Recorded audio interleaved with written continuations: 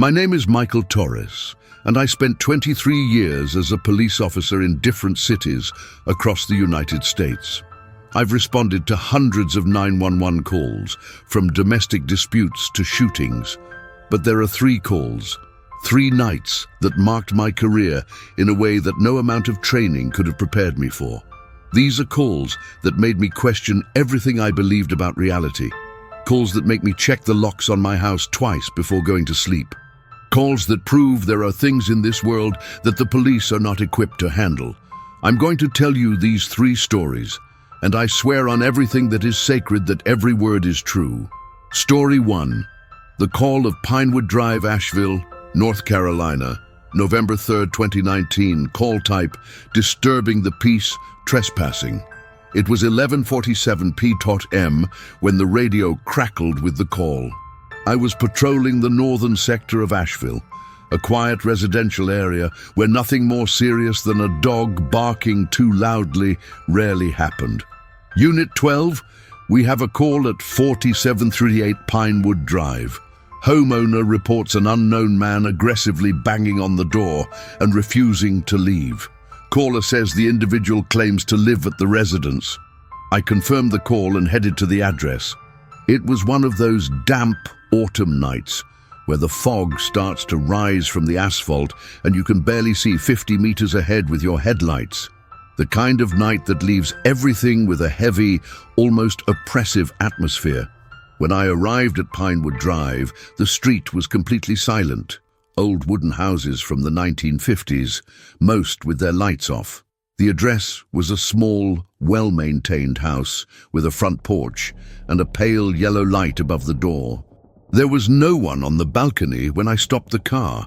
That already seemed strange to me. The call had been made less than 10 minutes ago. If someone was really banging aggressively on the door, where was that person now? I climbed the steps to the balcony slowly, my hand near the gun, just in case. I knocked firmly on the door. Police! Did someone call emergency services? I heard hurried footsteps inside the house, and then the door opened just a crack, held by a chain. A man in his 30s looked at me through the opening. His eyes were wide, and he was breathing unevenly. Officer, thank God. He was here just a few minutes ago, banging on my door like crazy. Who, sir? Can you describe the person to me? A man, maybe 35 or 40 years old, disheveled hair, dirty clothes. He said this was his house, that I was invading it. He was completely out of control. The man, who introduced himself as Derek Mills, removed the chain and opened the door completely. I asked to come in, and he agreed immediately, seeming relieved to have someone there. Official, I've lived here for a year. I rented it from the owner. I have a contract and everything. But this guy, he had details. Details about the house that nobody could know just by looking from the outside. What kind of details? He knew that the bathroom door jams when you pull it too hard. He knew that the kitchen stove has a burner that doesn't work. He even showed me pictures. That caught my attention. Photos? Derek picked up his cell phone and opened a photo he had taken through the screen door. The quality wasn't the best, but I could see it clearly.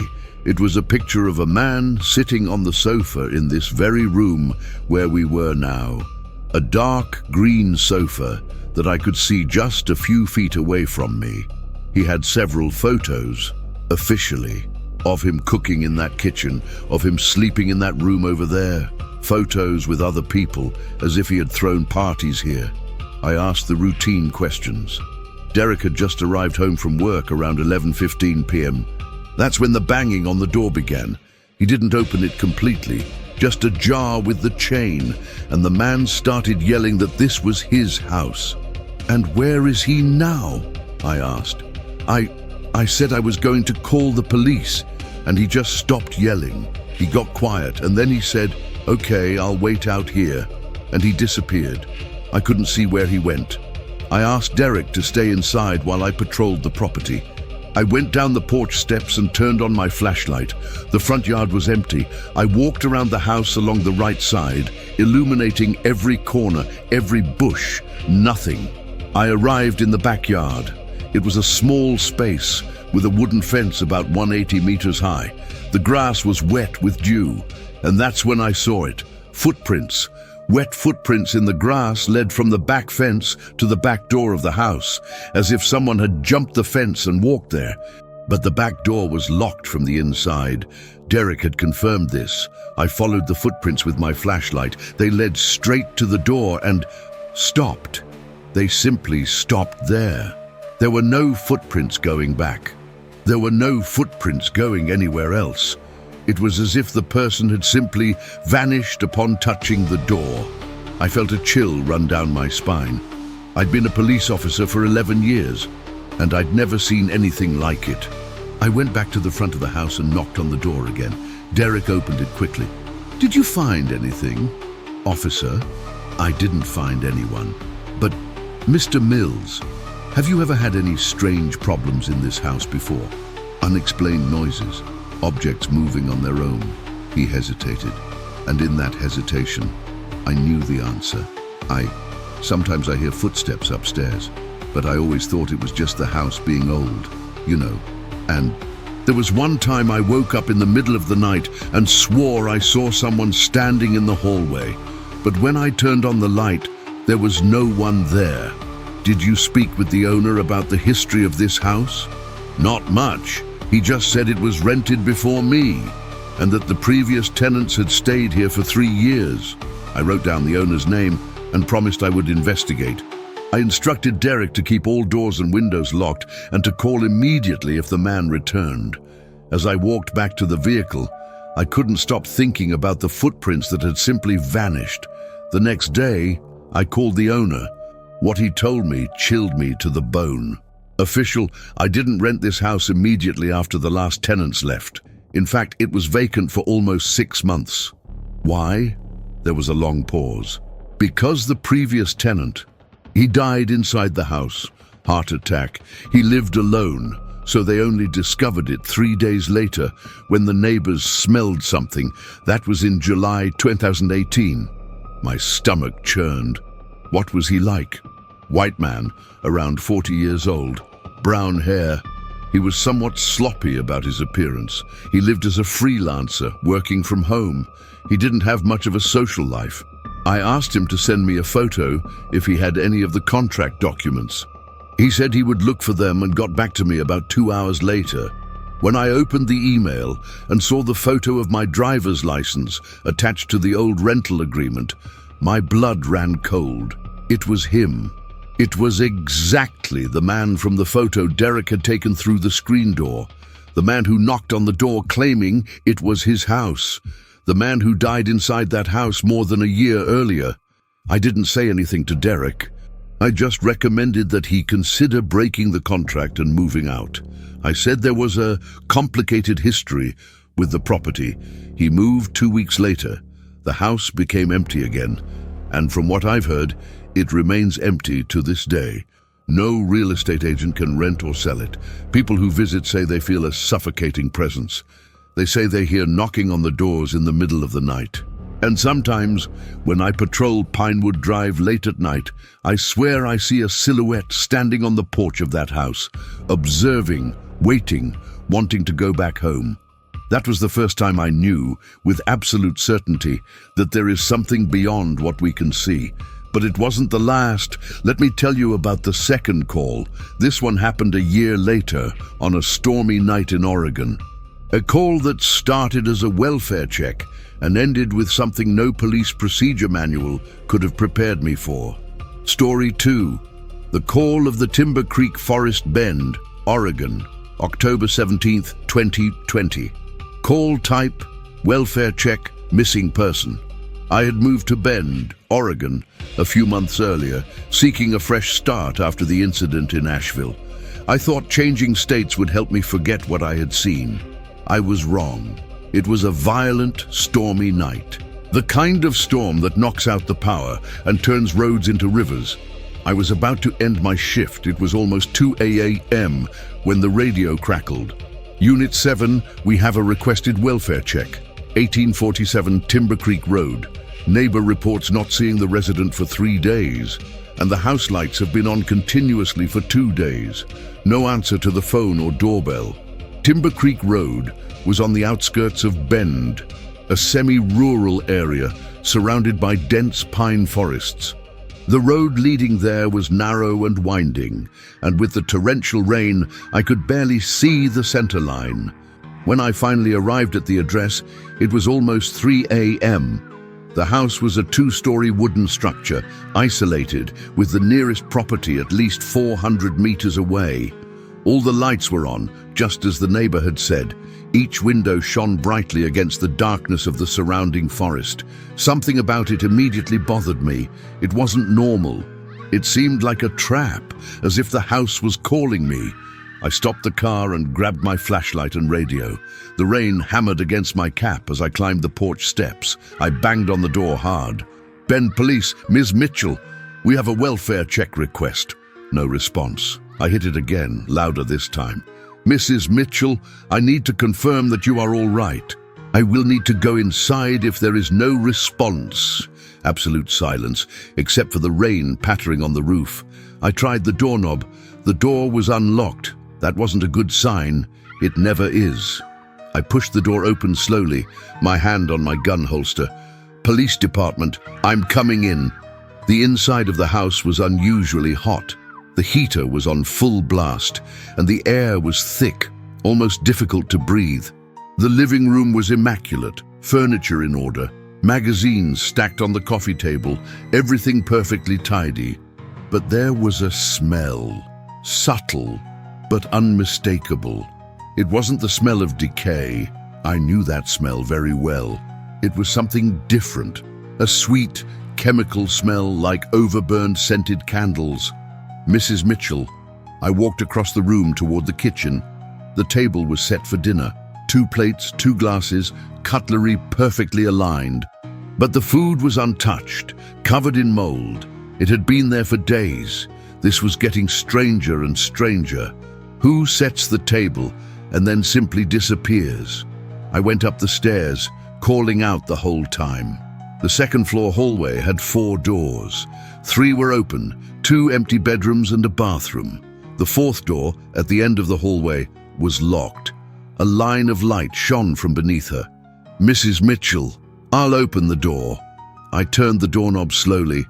The door opened with a creak, and then I saw Mrs. Mitchell was sitting in a chair in the center of the room, her back to me. She was completely still, staring out the window.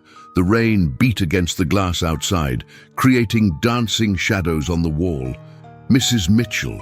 She didn't move, not a muscle.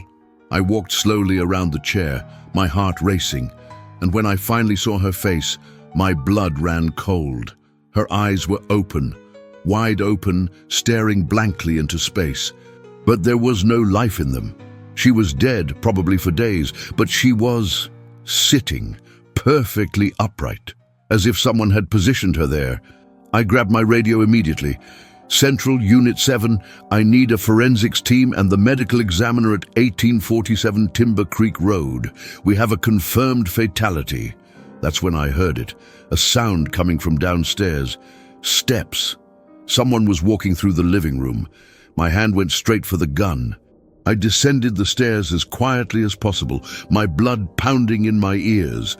When I reached the bottom of the stairs, I turned the corner quickly, gun at the ready. There was nobody there. The room was empty, exactly as I had left it. But the kitchen table, the plates that were full of moldy food seconds ago, they were clean, completely clean, as if they had just been washed. My heart raced. This was impossible. I had seen the mold. I had seen the rotten food. "Who's here?" I shouted, checking every corner of the house with my gun pointed. "Police, show yourselves now." Nothing. Absolutely nothing. That's when the power went out. The entire house was plunged into total darkness. Only my flashlight cut through the darkness. The rain seemed to have intensified, and thunder echoed in the distance. And then I heard it again. Steps. But this time, they came from above, from the room where Mrs. Mitchell's body was. Slowly, I forced my legs to climb the stairs again. Each step creaked under my weight. The flashlight trembled in my hand. When I got to the hallway on the second floor, the bedroom door was locked. I had left it open. I took a deep breath and pushed the door open forcefully. My gun and flashlight pointed forward. Mrs. Mitchell's body was still in the chair, but now she was looking at me. His head had turned 180 degrees, and those dead, glassy eyes were fixed directly on me. His mouth opened slowly, and a hoarse voice, definitely not human, came out. "Why did you take so long?" I'm not proud of what I did next. I ran out of that room, stumbled down the stairs, and practically flew out of the house. I got into the car and started the engine, my hands shaking so much I almost dropped the keys. The forensics team arrived 20 minutes later, along with the medical examiner. When we went inside together, the power had returned. Mrs. Mitchell's body was exactly as I had found her initially, sitting, looking out the window. The dishes in the kitchen were dirty again. The coroner determined that she had died of natural causes, a heart attack approximately 3 days prior. But he couldn't explain why the body was sitting upright in the chair instead of slumped on the floor or bed. I didn't tell anyone about the dishes, about the steps, about that thing that turned its head and spoke to me. Who would believe it? The house was sealed off and eventually sold for a pittance. The new owners stayed for 2 months before moving out. They said they felt like they were being watched all the time, that objects moved on their own, that sometimes they would wake up and find the table set for dinner, even though they were sure they had put everything away. I never went back to that road again. After that call, I started to question whether I should continue the job. Maybe I wasn't mentally strong enough to handle these things. But then came the third call, the worst of all. This last one happened right here in Sacramento, California, where I moved earlier this year. A call that started as a simple disturbance of the peace turned into the kind of nightmare that keeps me sleeping with the lights on. Let me tell you about the night I answered a call on Hollow Oak Road. Story 3. The call of Hollow Oak Road, Sacramento, California, August 14th, 2024. Call type: disturbance of the peace, strange noises. When you work answering 911 calls long enough, you develop an intuition, a sixth sense that warns you when something isn't right. On the night of August 14th, my intuition was screaming. It was 1:32 a.m. I was finishing my patrol when I received the call, Unit 19, we have a report at 2156 Hollow Oak Road. Neighbors report banging and screaming sounds coming from the property. Callers say the house has been vacant for 6 months since the owner passed away. Hollow Oak Road was located in an older area of Sacramento, where the houses were spaced out and large, most built in the 1940s and 50s. While driving there, I called the central office for more information. Central, Unit 19. Any call history at this address? Negative, Unit 19. Property belonged to a Harold Vance, who passed away in February of this year at the age of 73. No previous calls were registered. The address was a 3-story Victorian mansion set back from the street by a long driveway lined with gnarled oak trees, which gave the street its name. The property was clearly abandoned. The grass was tall, the windows boarded up, the paint peeling, and all the lights were off. If someone was making noise inside, they weren't using electricity. I parked the car on the street and grabbed my most powerful flashlight. The iron gate was ajar, creaking softly in the night breeze. As I walked up the driveway, my flashlight's beam caught something strange. The front door was open, not completely, only about 15 centimeters. Enough to see the absolute darkness inside. Police department, is anyone there? My voice echoed in the silent night. No answer. I pushed the door open slowly with the tip of my boot. It swung open with a long, sharp groan that made every hair on my body stand on end. The beam of the flashlight revealed a spacious entrance hall with a chandelier covered in cobwebs hanging from the ceiling. Furniture draped in white sheets cast ghostly shapes in the darkness. The air inside was stale and cold, unusually cold for August in California. Police, if anyone is here, I need them to identify themselves now. Silence. I moved through the hall, my hand on my weapon, the flashlight cutting through the darkness. To my right was a living room, to my left a dining room. Both were empty, covered in a thick layer of dust. That's when I heard thump, thump, thump. Rhythmic tapping coming from upstairs, slow, deliberate, like someone tapping on a wall. "Police, I'm armed. Come down now with your hands visible." The banging stopped abruptly. The silence that followed was even worse. A heavy, expectant silence, as if something were waiting to see what I would do next. I located the staircase, a wide oak staircase that curved upwards to the second floor. Each step creaked under my weight, breaking the oppressive silence. The second floor had a long hallway with doors on both sides. Most were locked. At the end of the hallway, one door was ajar, and I could see a faint light flickering inside. It wasn't electric light. It was a candle, or perhaps a flashlight. I walked slowly down the hallway, checking each door as I passed. Empty rooms, a bathroom, an office with dusty books on the shelves. When I reached the last door, I pushed it open completely with my gun raised. It was a room.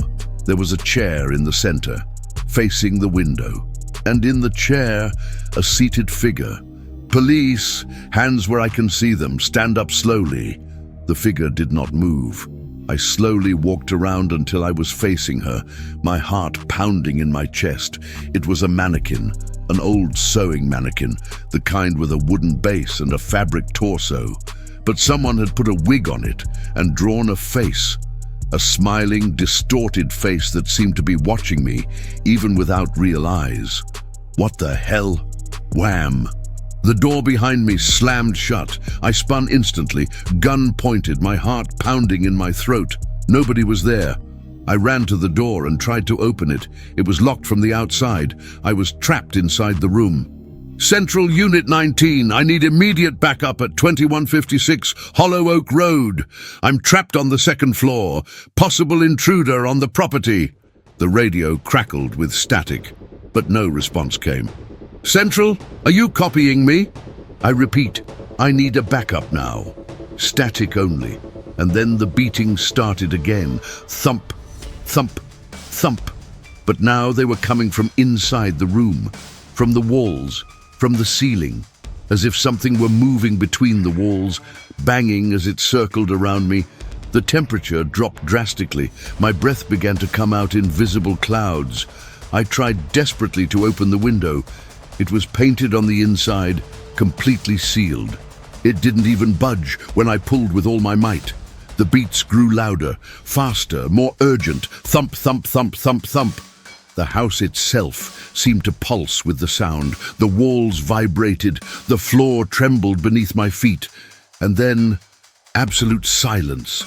A silence so profound I could hear my own heart beating. The voice came from behind me. Hoarse, old-fashioned, wrong in every possible way.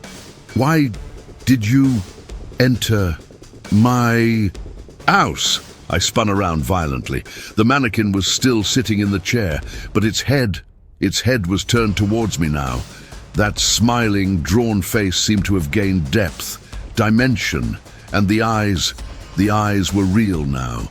Human eyes, bloodshot, staring at me with an intensity that paralyzed every muscle in my body. All who enter must stay. The mannequin began to rise, not with normal human movements, but in a choppy, stop-motion style. Rising inch by inch, joint by joint, its eyes never leaving mine.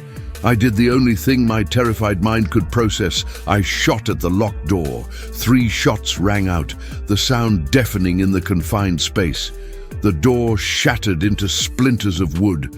I ran through it, stumbling down the stairs, practically falling as I threw myself back to the ground floor. I ran for the exit, but the front door was closed now, locked.